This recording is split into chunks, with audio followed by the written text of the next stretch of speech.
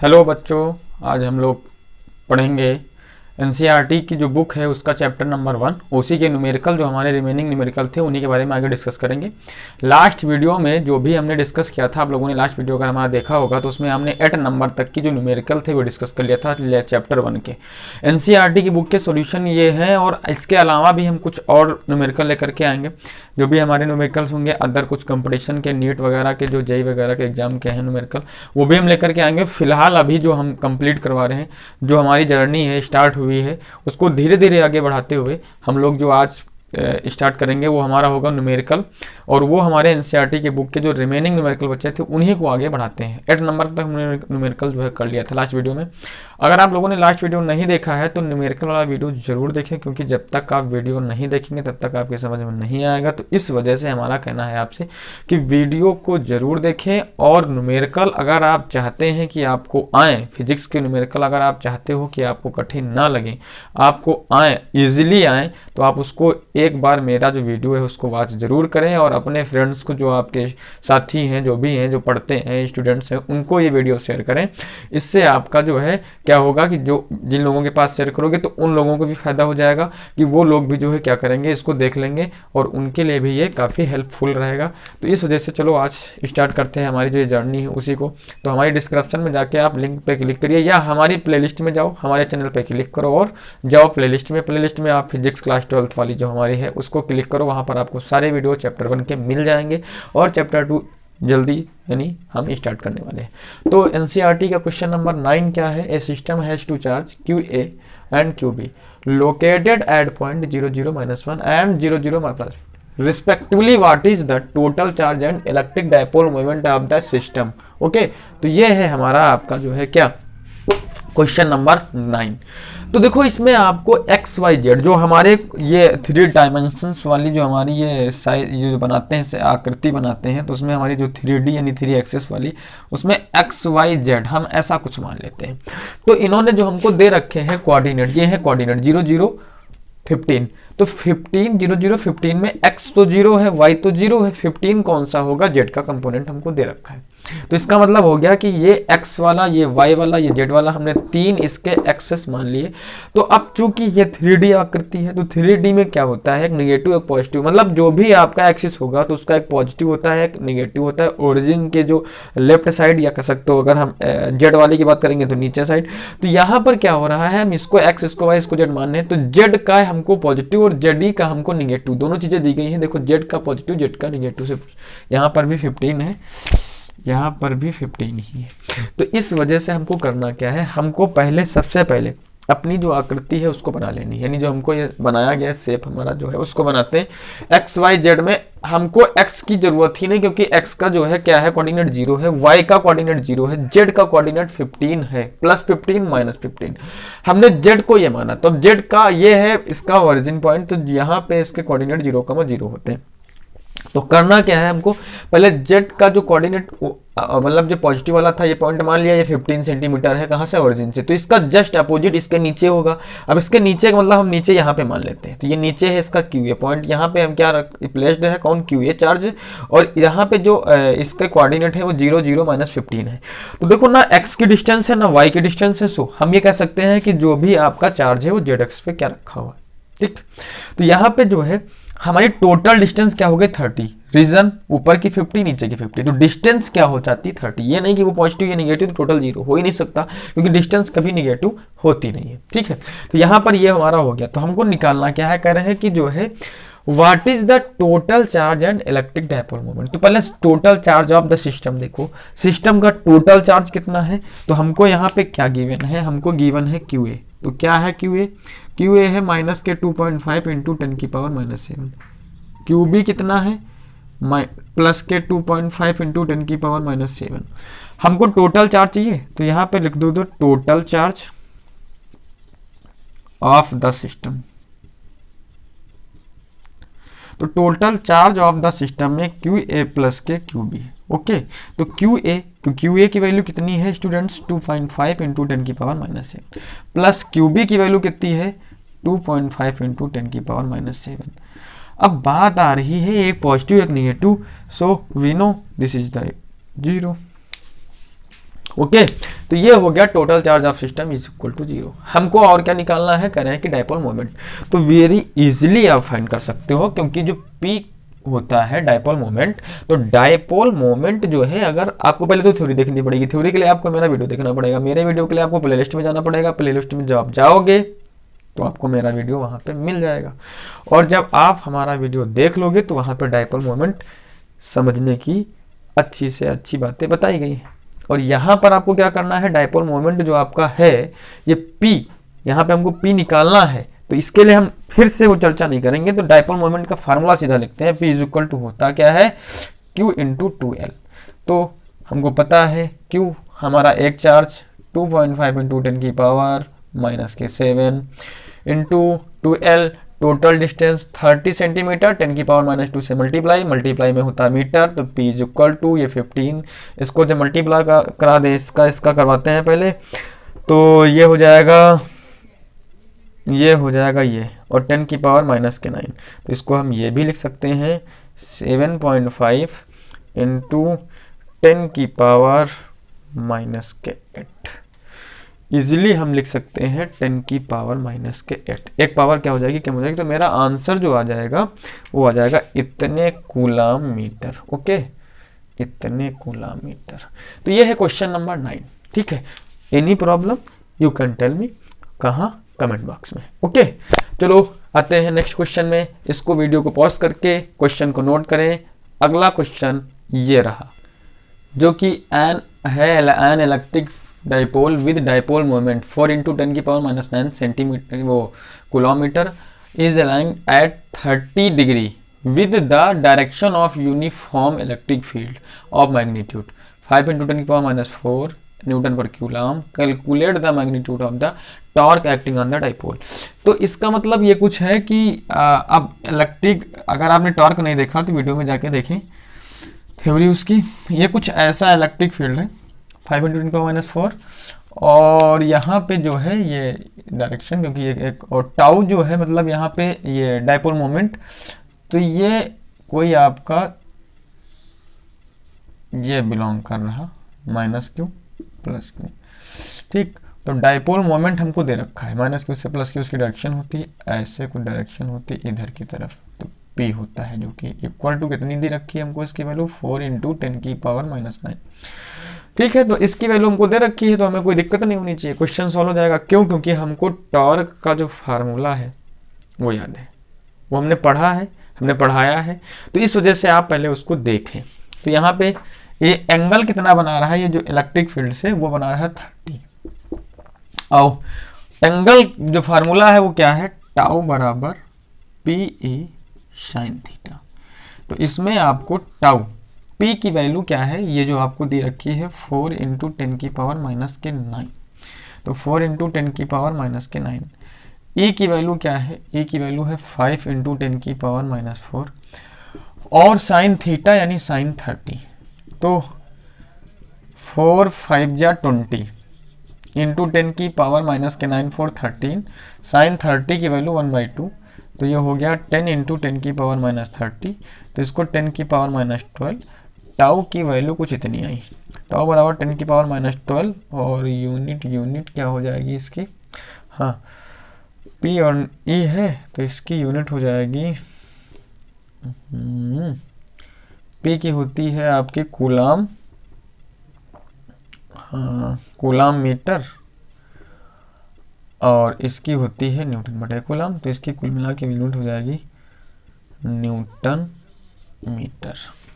ये आपका आ जाएगा आंसर। ओके, 10 की पावर माइनस, P की वैल्यू इतनी है, P की वैल्यू इतनी है, क्वेश्चन में जो वैल्यू दी गई थी 5 इंटू 10 की पावर 4 था, पॉजिटिव, सॉरी ये पॉजिटिव था।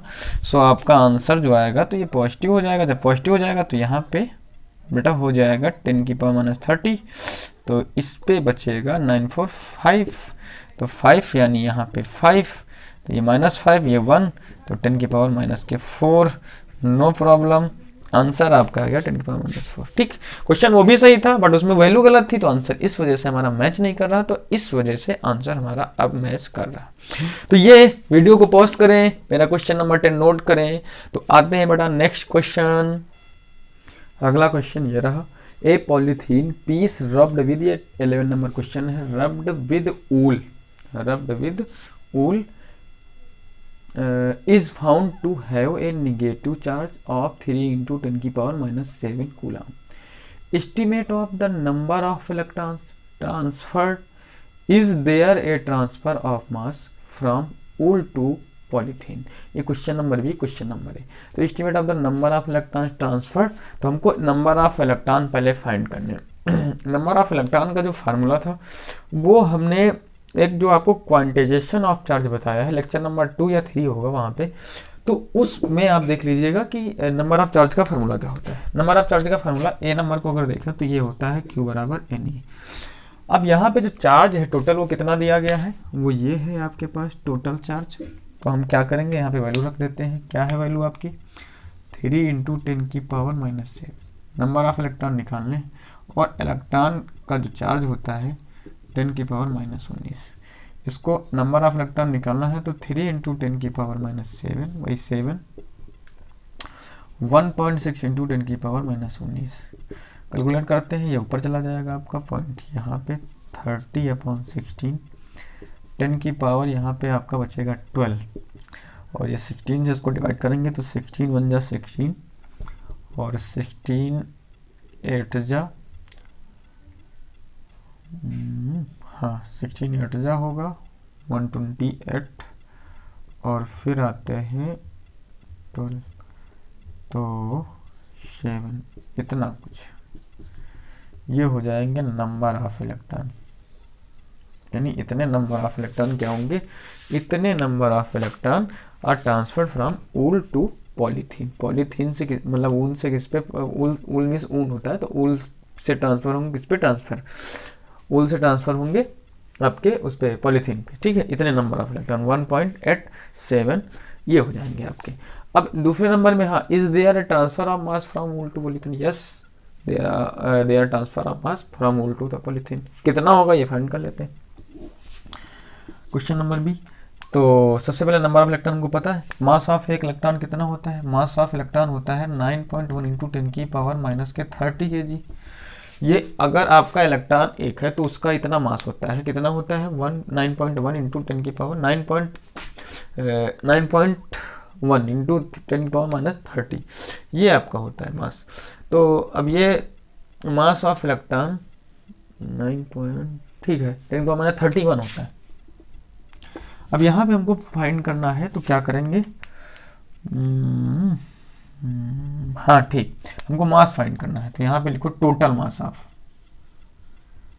Total mass m is equal to number of electron कितने हैं, number of electron into mass of electron.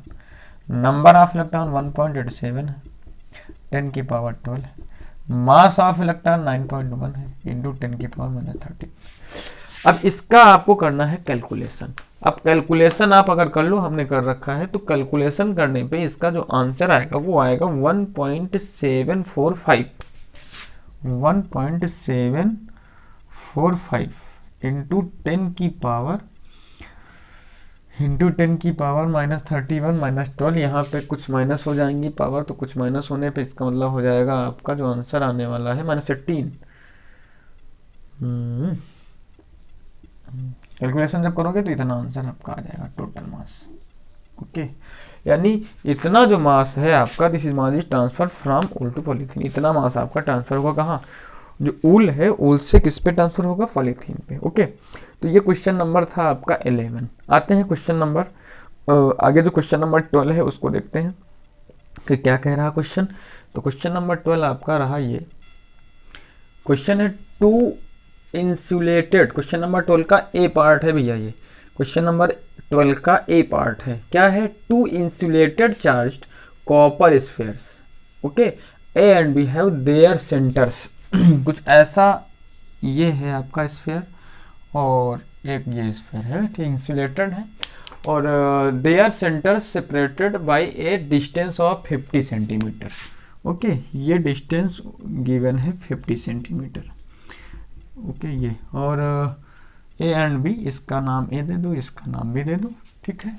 And separated by a distance of 50 centimetre. That what is the mutual force of electrostatics repulsion if the charge on each. क्योंकि इन पे positive charge है दोनों पे, तो हमको पता है कि जो लाइक चार्ज होते हैं वो एक दूसरे को रिपेल करते हैं, अनलाइक चार्ज जो होते हैं वो एक दूसरे को अट्रैक्ट करते हैं। तो यहाँ पे रिपल्सन का फोर्स तो होगा ही होगा। तो इस वजह से ये जो फोर्स है आपका, यहाँ पे सबसे पहले हम लिख लेते हैं कि जो हमारा चार्ज है वो 6.5 इंटू 10 की पावर -7 है, और ये जो है 6.5 इंटू 10 की पावर -7 है। ये इधर फोर्स लगेगा, इस पे इधर का फोर्स लगेगा। ओके, तो ये दोनों फोर्स आपके यहाँ पर लग रहे हैं। तो इसमें जो आपका है वाट नंबर दे दिया है, उसके बाद कहा है radius of A and B और निगेबल। ये जो रेडियस है उसकी बिल्कुल नॉट मतलब है ही नहीं कुछ, उसको बिल्कुल निगेबल कर दे रहे हैं, कोई मतलब नहीं है, ठीक है। और कह रहे हैं compare to the distance of space, separation की डिस्टेंस के उसमें देखा जाए इसके कंपेयर में, तो ये इसकी जो रेडियस है वो ना है, कुछ भी नहीं है, ठीक है। इनका मतलब ये कुछ है कि रेडियस को बिल्कुल ही अनकाउंटेबल कर देना है, उसको मानना ही नहीं है कुछ, क्योंकि वो सेपरेशन जो डिस्टेंस है उसके बीच की, उसके कंपेरिजन में काफ़ी कम है, तो जैसे उसको निगेबल कर देते हैं। तो सबसे ए नंबर में बोला गया है कि निकालना क्या था ए नंबर में, हाँ हमको निकालना है इलेक्ट्रोस्टैटिक रिपल्सन फोर्स। चलो अब देखते हैं ए नंबर क्वेश्चन सॉल्व करते हैं। सबसे पहले हम क्यू ए देख लेते हैं कितना है, तो वो है 6.5 इंटू 10 की पावर -7। क्यू बी कितना है, तो वो भी 6.5 इंटू 10 की पावर कूलाम में दिया गया है।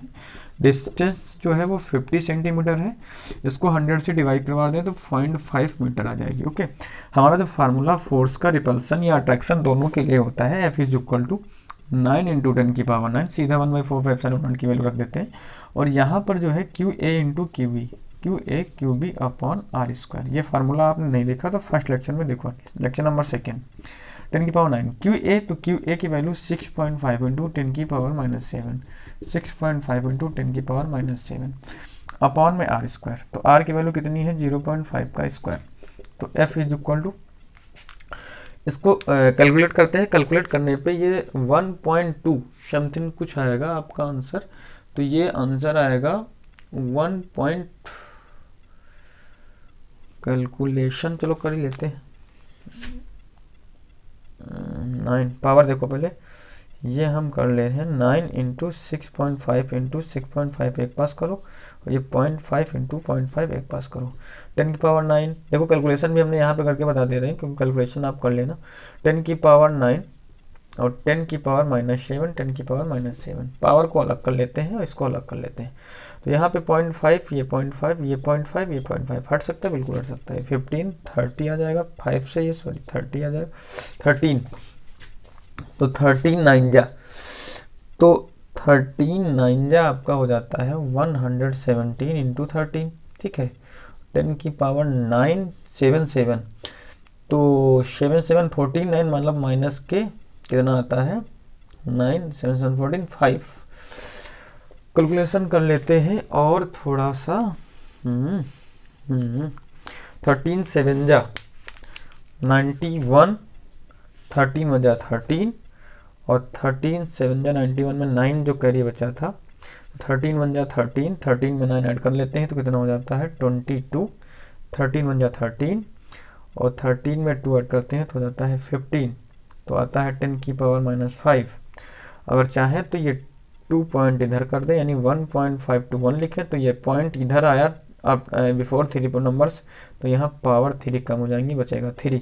इतने न्यूटन का फोर्स आपका आ जाएगा। कितना आएगा फोर्स आपका, ये फोर्स आपका आ जाएगा यहाँ पे चुपचाप आपका आंसर, और ये आ जाएगा आपका कितना जो आया है ये 1.521 और इनटू में 10 की पावर -2, 10 की पावर -2 न्यूटन। ओके, ये क्वेश्चन नंबर ए था, तो इस क्वेश्चन को आप नोट कर सकते हैं। वीडियो को पॉज करें, क्वेश्चन नंबर बी देखते हैं इसी का।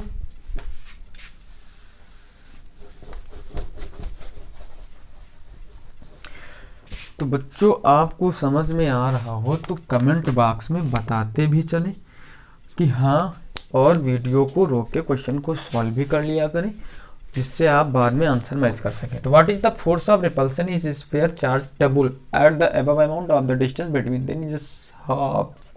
डिस्टेंस को हाफ किए दे रहे हैं और चार्ज को डबल किए दे रहे हैं। क्वेश्चन नंबर जब बी करते हैं, यानी इस बार जो आपका क्यू ए है तो डबल 6.5 का 13 इंटू 10 की पावर -6, ओके, इतने कुलम हो गया। तो क्यू बी भी यही हो गया 30 इंटू 10 की पावर -7, डबल कर रहे हैं ना। और डिस्टेंस जो थी यानी आर जो थी, डिस्टेंस जो थी उसको हाफ की है, तो 0.5 थी पहले, इसको हाफ कर दो तो 0.25 आ जाएगा, इतने मीटर।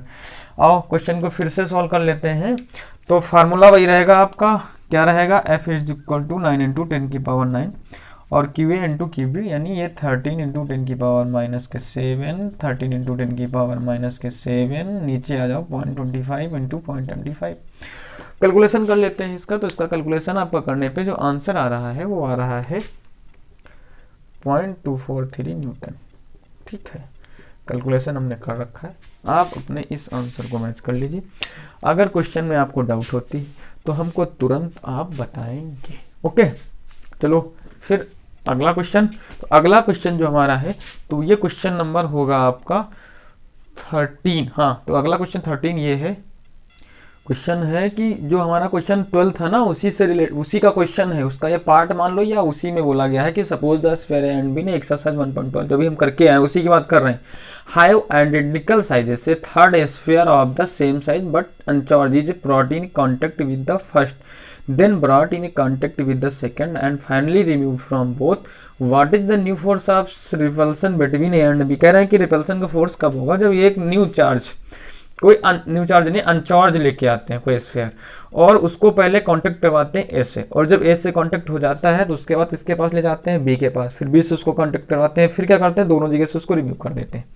आप कह रहे हैं न्यू फोर्स क्या होगा, तो पहले देखो कि यहाँ पे हो क्या रहा होगा। यहाँ पे सबसे पहले कुछ ऐसा हो रहा है, एक हमारा जो चार्ज है वो ये है, ये है हमारा ए पॉइंट, ये है हमारा सी मान लो, ठीक है। दोनों को कांटेक्ट करवाया गया। बेटा कांटेक्ट करवाने के बाद हुआ क्या होगा, देखो कांटेक्ट करवाने पे ये सी हो गया। टोटल चार्ज ए पे क्यू था बिल्कुल था, क्यू था। दोनों को जब कांटेक्ट हो गया तो कांटेक्ट होने पे जो इसका चार्ज हो गया, तो ए पे जो चार्ज हो गया वो Q/2। रीजन क्योंकि सी पे तो टोटल 0 था। जो चार्ज जब कांटेक्ट करवा लेते हैं ना तो उसका टोटल करो, टोटल के बाद हाफ हाफ दोनों पे डिवाइड हो जाता है, तो टोटल Q और 0 का Q हो जाएगा, और Q का फिर हाफ Q पे, और C पे भी कितना, ये A पे हो गया और C पे कितना हो गया Q/2। ये बात समझ में आ गई होगी, नहीं आई? देखो फिर से, A पे चार्ज Q, C पे चार्ज 0, टोटल सम कर दो कितना हो जाएगा, Q + 0 Q, यानी टोटल चार्ज A और C के सिस्टम का क्या हो गया, Q। अब इनको पार्ट कर दो, आप फिर से डिवाइड कर दो। तो जब जैसे डिवाइड करेंगे तो डिवाइड करने पे क्या हो रहा है कि अलग अलग होते हैं, तो A पे Q/2 अलग हो गया, C पे Q/2 अलग हो गया, तो इसका मतलब हो गया कि अब A भी चार्ज हो गया और C भी चार्ज हो गया। ठीक है, हमको पता है फर्स्ट लेक्चर में बताया गया था कि जो चार्ज होता है कांटेक्ट में लाने पर भी चार्ज होता है बाय कांटेक्ट मेथड, ठीक है, जिसको कंडक्शन मेथड बोला गया था। देखो आप उसको नहीं देखा है तो आओ फिर देखते हैं। आप कह रहे हैं कि जो बी नंबर था, बी चार्ज भी तो था, कुछ बी पे क्यू था भैया, तो आप किसके लाए, सी को लाए। सी पे कितना चार्ज हो गया, आप सी तो चार्ज है ना, पहले इसको किसके पास लाए थे, ए के पास, आफ्टर दैट किसके पास लाए, बी के पास। अब दोनों को कांटेक्ट करवा देते हैं। कांटेक्ट करवाने पे अब क्या होगा, टोटल चार्ज पहले देखो, Q + Q/2, तो Q + Q/2 कितना हो जाएगा टोटल चार्ज, तो टोटल चार्ज हो जाएगा 3Q/2। तो 3Q/2 हुआ, तो B पे अब देखो पहले, अब B पे हाफ हाफ बटेगा, यानी जो आपका B है और जो आपका C है, तो B पे कितना हो जाएगा 3Q/4, और इस पे कितना हो जाएगा 3Q/4, तो 3Q/4 इस पे, 3Q/4 इस पे, तो ये आपका हुआ टोटल चार्ज। तो अब इस पे जो फोर्स लगने वाला होगा देखो, अब आप पहले तो देख लो कि ए पे, ए तो समझ गए होंगे आप, जो समझ गए होंगे तो हमारा जो मामला बचा वो कुछ ऐसा बचा, यानी ये A ये B। अब क्योंकि उसको रिमूव कर दिया गया ना, तो A एंड B के बीच हमको फोर्स फाइंड करना, ये Q/2 हो गया और ये 3Q/4। सो अब डिस्टेंस क्या हो रही बच्चा, डिस्टेंस तो वही थी, डिस्टेंस तो चेंज नहीं हुई थी ना, हाँ डिस्टेंस वही थी, कितनी थी 0.5, 6.5।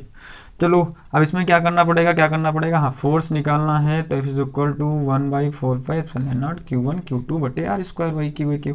F is equal to 9 into 10⁻9 कर देते हैं और इसमें फार्मूला रख देते हैं Q/2। तो Q की वैल्यू रखनी पड़ेगी। Q की वैल्यू देखो क्वेश्चन नंबर 1.2 यानी 12 नंबर में क्या दिया गया था Q की वैल्यू। चलो आओ पहले हम यहाँ पे यही रख लेते हैं डायरेक्ट, Q/2 इसको रख लेते हैं, फिर लास्ट वैल्यू रख देंगे Q3Q/4, नीचे R की वैल्यू 0.5 का स्क्वायर, तो F is equal to 9 into 10⁻9 और ये हो जाता है आपका Q3Q स्क्वायर अपॉन 4 2 जा 8.5 इंटू 0.5। ठीक है, अब रख दो आप Q की वैल्यू, तो Q की वैल्यू 9 इंटू 10⁻9 3 और ये वैल्यू 6.5 के क्वेश्चन नंबर 12 में क्या दे रखी थी आपको ये वैल्यू। हाँ तो क्वेश्चन नंबर 10 में बच्चा ये वैल्यू आपको दे रखी है 6.5 इंटू 10⁻7। हाँ 6.5 इंटू 10⁻7 का स्क्वायर अपॉन में 8 इंटू 0.5 इंटू 0.5। कैलकुलेशन कर लेते हैं, इसका कैलकुलेशन हमने कर रखा है पहले से, क्योंकि अगर कैलकुलेशन करेंगे तो अब हर बार कैलकुलेशन हमको करना पड़ेगा, इस वजह से हमने कैलकुलेशन पहले से कर रखा है। 5.7 इंटू 10⁻3 5.7 इंटू 10⁻3 न्यूटन इसका answer. Okay, any problem you can tell me, कहाँ कमेंट बॉक्स में। जो दिक्कत हो हमको तुरंत बताएं, क्योंकि आप बताएंगे नहीं तो हम जानेंगे नहीं, और आप बता देंगे तो हम जान जाएंगे, और हम जान जाएंगे तो आपकी समस्या का समाधान कर देंगे। ओके, तो ठीक है, इस वीडियो को करते हैं यहीं पे स्टॉप, क्योंकि हमको लग रहा है वीडियो होता है लॉन्ग। जब वीडियो हो जाएगा लॉन्ग तो आप इसको कम्प्लीटली देखेंगे नहीं, और जब देखेंगे नहीं तो आपकी ये दिमाग में जाएगा नहीं, तो इस वजह से इस वीडियो को यहीं पे करते हैं स्टॉप। फिर मिलेंगे आपको एक नेक्स्ट वीडियो में अच्छे से और बेहतरीन क्वेश्चंस के साथ। इसी के बच्चे रिमेनिंग क्वेश्चन मिलते हैं आपको, इस क्वेश्चन में 30 नंबर तक हो चुके हैं। फिर हम आपको मिलते हैं नेक्स्ट वीडियो में, और हमारे अपडेट आप लगातार अगर पाना चाहते हैं न्यूमेरिकल, अगर आप चाहते हो आपको आए, आप चाहते हो कि फिजिक्स में कुछ हम कर पाएँ, आपको लगता है कि हम न्यूमेरिकल नहीं कर पाते हैं, तो आपको हमारे चैनल को सब्सक्राइब करना पड़ेगा। हमारे इस फैमिली का आप बन जाओ सदस्य, तो फिर कुछ अच्छा सा हमारे और आपके बीच में क्या इन्फॉर्मेशन पहुंचती रहेंगी। क्योंकि वाचिंग तो सभी कर रहे हैं, वाचिंग तो सभी कर लेते हैं, देख तो सभी लोग लेते हैं, लेकिन फैमिली का मेंबर बनने से आप हमारी इस वीडियो की अपडेट्स लगातार पाते रहेंगे। तो बेल आइकन को दबाना ना भूलें और हमारे चैनल को सब्सक्राइब करें। Thanks for watching students.